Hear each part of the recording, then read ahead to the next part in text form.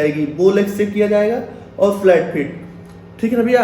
अब गलत तरीके से अफवाह लोग उड़ा रहे हैं, ओबीसी की लिस्ट में जनरल वाले चले गए हैं। दिया था एसआई का मेडिकल देखिए मंडल पर होता है और जो सिपाही का होता है वो अपने जिले पर होता है। जय हिंद आप सभी को।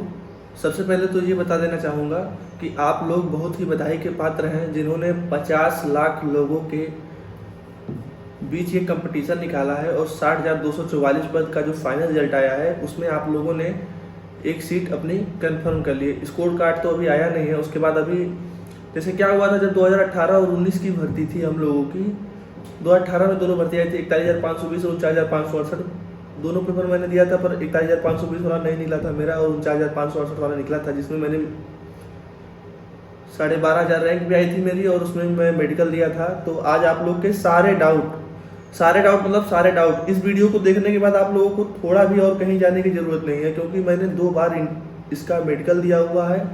एक बार सिपाही में दिए थे, एक बार दरोगा में दिए थे। तो भैया आप लोगों को थोड़ा भी घबराने की ज़रूरत नहीं है। अब तो भैया आ गया और ये भी प्रूफ लेकर आया हूँ कि क्या क्या आप लोग का चेक होगा और वही चीज़ें चेक होंगी, बाकी और कुछ चेक नहीं होगा। ठीक है ना भैया।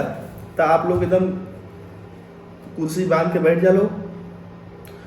तब भैया लोगन सबसे पहले मैं ये बताना चाहूँगा आप लोगों को कि आप लोग का अभी फाइनल रिजल्ट आया है, आप लोग फाइनल सेलेक्ट नहीं हुए हो तो अपने आप को आप लोग बचा करके रखिए। और जब तक आप लोग ट्रेनिंग सेंटर में नहीं पहुँच जाएंगे तब तक आप लोग अपने आप को एक अभ्यर्थी समझिएगा, सिपाही मत मानिएगा। ठीक है ना भैया। तो अपने आप को बचा करके रखना है। तो सबसे पहले हम लोग शुरू करते हैं कि आप लोग का मेडिकल होगा कहाँ। तो मेरा जो कि मेडिकल हुआ था सिपाही का, वो मेरे ज़िले की पुलिस लाइन में हुआ था और ज़िले की पुलिस लाइन में हुआ था। और वहाँ पर जो टीम आती है वो आपके ज़िला जो सदर चिकित्सालय होता है आपका, वहाँ से ही टीम आती है। वहाँ से अलग अलग डॉक्टर आते हैं, हर एक चीज़ की अलग, जैसे हड्डी वाले आ जाएंगे और आपके आँख वाले आ जाएंगे, कान वाले आ जाएंगे, सब डॉक्टर अलग अलग रहते हैं। ठीक है ना भैया। तो सबसे पहले क्या होगा भैया कि आप लोग जाएंगे अपने पुलिस लाइन में, वहाँ पर गेट पर अपनी एंट्री करा देंगे कि हाँ हम लोग आ गए हैं। अपने गार्जियन को लेकर के आएंगे, जैसे ड्यूपीएसटी में था या फिर रनिंग में था तो गार्जियन आपके बाहर रहेंगे। सिर्फ आप अंदर जाएंगे और जो डॉक्यूमेंट रहेगा क्या क्या डॉक्यूमेंट लेकर के जाना है। जब आपका एडमिट कार्ड आएगा, एडमिट कार्ड आपका इस बार ऐसे आएगा, इस बार ऑनलाइन आपका एडमिट कार्ड नहीं आएगा। इस बार जो आप लोगों का एडमिट कार्ड आएगा वो आप लोगों के थाने पर आएगा। ठीक है। तो आप लोग के जब थाने पर आएगा तो थाने से कोई सिपाही जी आएंगे या फिर थाने से फ़ोन आएगा, तो आप लोग जा कर के रिसीव कर लेंगे। और उसके बाद किस तारीख का आपका मेडिकल होना है और कहाँ पर आपका मेडिकल होना है, ये सारी चीज़ें उसमें डिटेल दी रहेंगी। आपको कौन कौन से डॉक्यूमेंट तैयार कराने हैं, सारा कुछ A to Z उसमें लिखा रहेगा। तो घबराने की कोई बात नहीं है। अब हम लोग आते हैं मेन मुद्दे पर कि मेडिकल में क्या क्या होगा। आप लोग जब जिले की पुलिस लाइन में अपने जाएंगे, आमद करा लेंगे, तो उसके बाद आप लोग को एक फॉर्म दिया जाएगा।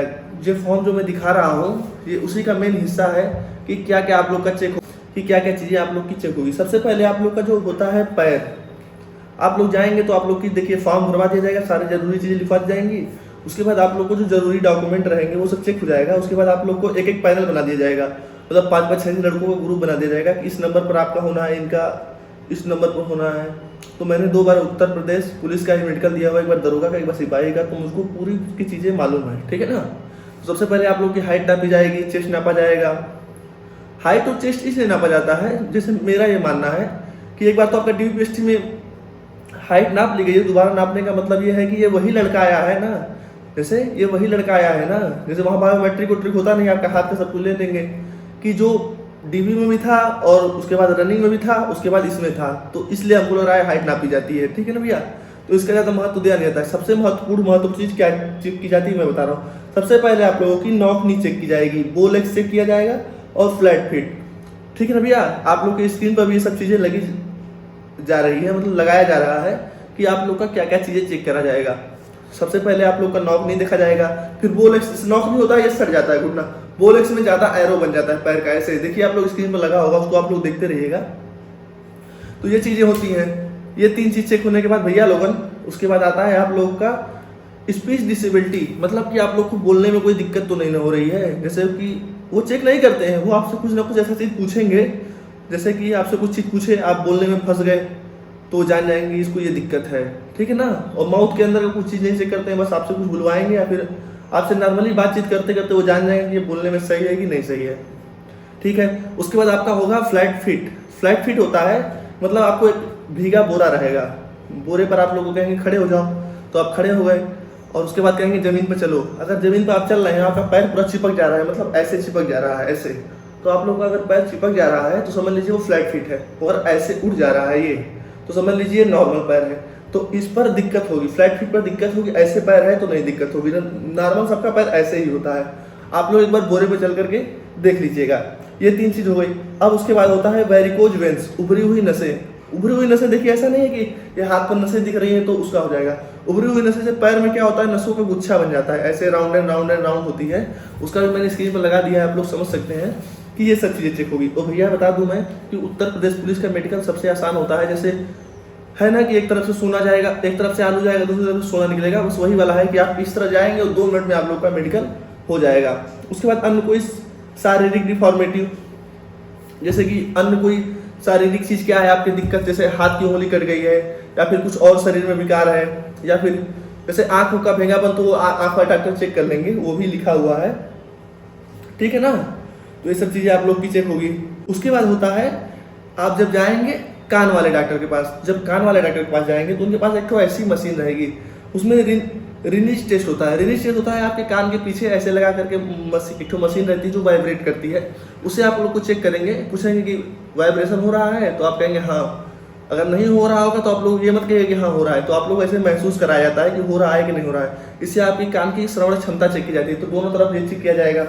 उसके बाद आपका होगा वेबर्स टेस्ट। वेबर टेस्ट क्या होता है, मैं सारा चीज़ स्क्रीन पर लगा दे रहा हूँ। वेबर्स टेस्ट होता है जो आपके सर के बीच में ऐसे लगा देंगे ना, तो आपके दोनों तरफ के कान का ये चेक किया जाएगा कि बैलेंस, मतलब कि किस कान से ज़्यादा सुनाई दे रहा है, किस कान से कम सुनाई दे रहा है। और यही सब चीज़ें आप लोग के फॉर्म में भी रहेगी, जो चीज़ मैं बता रहा हूँ, मैं ओरिजिनल चीज़ लेकर के आया हूँ, कोई डुप्लीकेट चीज़ नहीं है, एकदम सेम। इसके बाद आप लोग कहीं जाने की जरूरत नहीं है। जब आपका वेबर्स टेस्ट हो जाएगा, उसके बाद होता है वर्टिगो। वर्टिगो का मतलब होता है कान का पर्दा चेक करना, कान का पर्दा सही है कि नहीं है। उसके बाद आपका नेत्र चेक करना, नेत्र की दिशा में आँख इधर उधर नहीं ना भाग रही है, वर्टिगो टेस्ट में ये होता है। उसके बाद आपके सिर का आवेग चेक किया जाएगा कि गर्दन टेढ़ी है कि नहीं। वर्टिगो में बहुत सी चीज़ें होती हैं, जो कि मुख्य मुख्य चीज़ें मैं बता रहा हूँ। कान का पर्दा चेक करेंगे, कान का पर्दा आपका फटा है कि नहीं फटा है। आँख की गतिविधि चेक करेंगे कि आँख आपकी सही से, मतलब इधर देख रहे हैं तो इधर देख रहे हैं, आँख टेढ़ी मेढ़ी नहीं ना है। उसके बाद आपकी सर को चेक करेंगे, मतलब ऐसे हिलवाएंगे कि गर्दन इसकी टेढ़ी उड़ी नहीं ना है, ठीक है ना भैया। तो ये सब चीज़ें हो गई। उसके बाद आता है आप लोगों का, ये हो गया आपका कान का चेक। अब उसके बाद आते हैं आप लोगों की दृष्टि। दृष्टि मतलब होता है आंखों का भेंगापन। जैसे आंखों का भेंगापन, आंख दोनों ऐसे तिरछी हैं, फिर इधर से इधर उधर आंखें हैं, तो आंखों का भेंगापन भी लिखा जाएगा। स्विच नट कहते हैं उसको, ठीक है ना, वो होता है। उसके बाद आपका होता है वर्ड अंधता। ये सबसे मेन चीज होती है, वर्ड अंधता। मतलब आपका अगर कलर ब्लाइंडनेस है आप लोगों को, तो मैं बता दूं कि आप लोग को कोई भी डॉक्टर जल्दी सफल नहीं करेगा, क्योंकि ये चीज़ छुपती नहीं है। जैसे आँख का क्या हुआ, तो अगर डॉक्टर साहब थोड़ा सा दयावान हुए तो कहेंगे सर लड़के की नौकरी लगने वाली है, आराम से आप लोग को थोड़ी सी छूट दे देंगे कि चलो भैया लड़का है, इतना पेपर निकाल करके आए, छोड़ देंगे। तो आप लोग को ज़्यादा कोऑपरेटिव रहते हैं, पर इस सब चीज़ों में नहीं छोड़ेंगे आप लोगों को। वर्ड अंधता में कलर ब्लाइंडनेस बहुत मुख्य चीज़ होती है। जैसे कि आप अगर ट्रैफिक के सिग्नल पर खड़े हैं, लाल हरा समझ नहीं पाएंगे तो भाई एक्सीडेंट हो जाएगा ना, इसलिए इस सब चीज़ों में छूट नहीं जाती है। अब दूरदृष्टि और निकट दृष्टि, जैसे मेरा दूरदृष्टि 6x6 था और N6 था, तो आप लोग को भी जैसे चार्ट दिया हुआ है 20 फीट, लगभग 20 फीट की दूरी पर रहता है, तो आप लोग से चार्ट पढ़वाया जाएगा। जैसे चार्ट आप लोग देख रहे हैं स्क्रीन पर, आप लोग से चार्ट पढ़वाया जाएगा। चार्ट में आप लोग से पूछा जाएगा कि अच्छा ये कौन सा अक्षर है, ये कौन सा अक्षर है। कुछ लड़का इतना चालाक रहना सर, कि मतलब जैसे कि मेडिकल हो रहा है, उसका चौथे दिन या 5वें दिन सेंटर गया हुआ है, तो क्या कि जो लड़के मेडिकल देकर के आए उनसे पूछ रहे भैया चार्ट दिखा देंगे। 4 ही 5 प्रकार के चार्ट होते ही हैं, जो जिला सदर में रहेगा, पुलिस लाइन में रहेगा, वही चार्ट रहेगा, वही पढ़वाते हैं। तो उसको वो लोग याद कर लेते हैं, मतलब पूरा का पूरा चार्ट वो याद कर लेते हैं। डॉक्टर साहब कहीं से पूछे, अगर दोनों आंख बंद करके पूछे अच्छा ये बताओ नीचे चौथी लाइन क्या है, अच्छा ठीक है, सी का मुंह किधर है, ऊपर है, सी का मुंह किधर है, दाहिने है, बाएं है, ऐसे सब बता दे रहे हैं। तो बहुत लड़के भैया तेज रहे ना सर, कुछ चार्ट वे याद कर लेना सर, तो इन फोनों के राय ना दे, पर भाई जो दिमाग लगा लेता है वो अपना काम उसी में कर लेता है, ठीक है ना भैया। तो इतनी चीजें आप लोगों की चेक होगी। अब मेन चीज फंसती है कि आप लोग का प्राइवेट पार्ट चेक होगा कि नहीं होगा। तो मैं बता दूं कि मेरे जनपद मऊ में जब मैं सिपाही का पेपर दे रहा, सिपाही का मेडिकल का एग्जाम दे रहा था, तो मेरा प्राइवेट पार्ट चेक हुआ था, और आप लोगों को प्राइवेट पार्ट भी चेक होता है, बवासीर भी चेक होता है, मेरे यहाँ सेंटर पर हुआ था। उसके बाद मैंने जब SI का मेडिकल दिया था। एसआई का मेडिकल देखिए मंडल पर होता है और जो सिपाही का होता है वो अपने जिले पर होता है। तो जब मैंने सिपाही का मेडिकल दिया था तो भाई प्राइवेट पार्ट चेक हुआ था, तो उसके लिए भी आप लोग भैया सब साफ उफ करके जाइएगा, बाल वाल जो होते हैं उसको भी साफ कर लीजिएगा, क्योंकि हो सकता है आप लोग का वो चेक किया जाए। मेरे यहाँ तो चेक हुआ था, कहीं कहीं नहीं भी चेक हुआ था, तो दोनों चीज़ में रहेंगे। और उसके बाद आपका जो कान का पर्दा चेक होगा, तो कान में जितनी भी आप लोग की खोट होती है, खोट को भी आप लोग अच्छे से साफ करके जाइएगा। अगर गंदगी दिखेगी तो वो लोग रीमेडिकल दे देते हैं, रीमेडिकल देते हैं तो भैया रीमेडिकल में अगर आप लोग को दे दे, उसी तरह 7 भैया मेडिकल में ही छटा रहता है। और कुछ लड़के तो होता है रीमेडिकल में फेल भी हो जाते हैं, तो रीमेडिकल में फेल होने का मतलब नौकरी हाथ से गई, ठीक है ना। अब 2-3 चीजें फंस रही है। क्या हो रहा है कि एक मेडिकल का दलाल ग्रुप चल रहा है। वो दलाल ग्रुप ये कर रहा है कि मैं मेडिकल करा दूंगा, मुझको 50,000 रुपये दे दो, 1 लाख रुपया दे दो, या फिर ये लोग आप लोग को सिर्फ डरा करके पैसा लेना चाह रहे हैं। तो ऐसा आप लोग बिल्कुल मत करिएगा। अभी तक आप लोग का 1 रुपये नहीं लगा है, और शासन की ये मंशा है कि बिना रुपए मतलब बिना किसी को 1 रुपये लिए हुए ये नौकरी देंगे। और ठीक है ना भैया, तो आप लोग को किसी को 1 रुपये देने की जरूरत नहीं है। आप लोग मेहनत से जाइए। अगर आप लोगों को कोई दिक्कत नहीं है तो आप लोग को कोई छाटेगा नहीं। जो डॉक्टर साहब लोग भी होते हैं वो भी बहुत कोऑपरेटिव होते हैं, मतलब वो चाहते नहीं है, कोई भी डॉक्टर चाहता नहीं है कि वो अपनी कलम से किसी को फेल करे, ठीक है ना।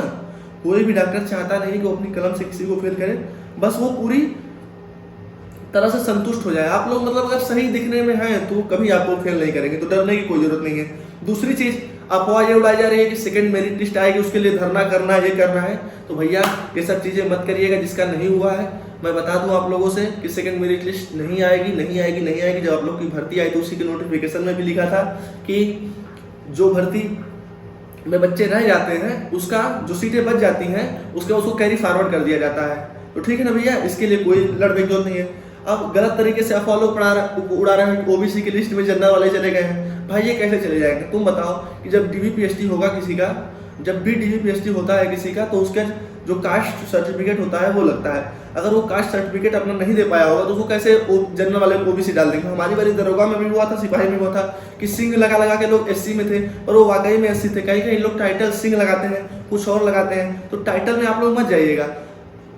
वो जो उसका कास्ट सर्टिफिकेट होता है उससे वो चीज़ की मान्यता दी जाती है। उसके बाद भैया क्या होगा, जब आप लोग का मेडिकल, जैसे आप लोग फिट होंगे, जैसे आप लोग मेडिकल में फिट होंगे, वैसे आप लोग से एक फॉर्म और भरवाया जाएगा।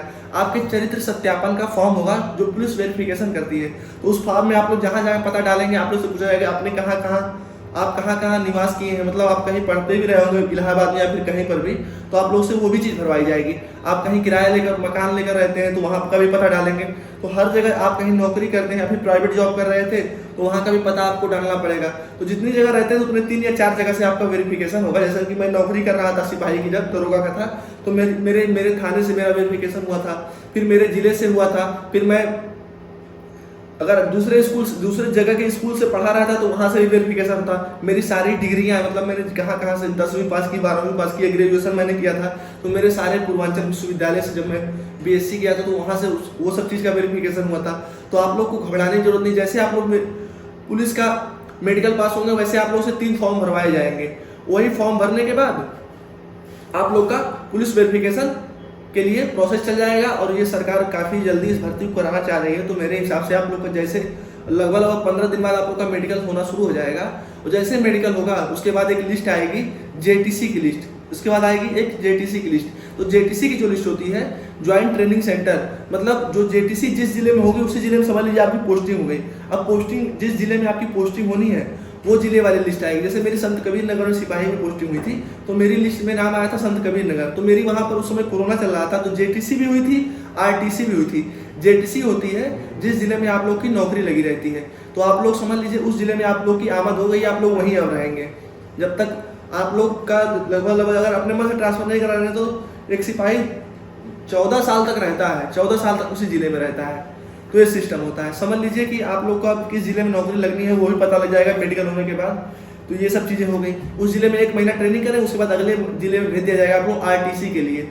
क्योंकि उस जिले में आप लोग को इसलिए आरटीसी नहीं कराई जाती है क्योंकि वहाँ जैसे आप लोग की जिले की आमद हो गई तो आप लोग वहाँ के व्यवहारिक हो जाएंगे, तो व्यवहार बनाने लगेंगे वहाँ से पहले से ही, तो इसलिए आप लोग को आरटीसी वहाँ नहीं कराई जाती। हमारे यहाँ तो हुई थी आरटीसी भी वहाँ पर। तो भैया ये था, मैंने मेडिकल का हर एक चीज़ बता दिया है। इसके अलावा और कोई चीज़ चेक नहीं होगी भैया।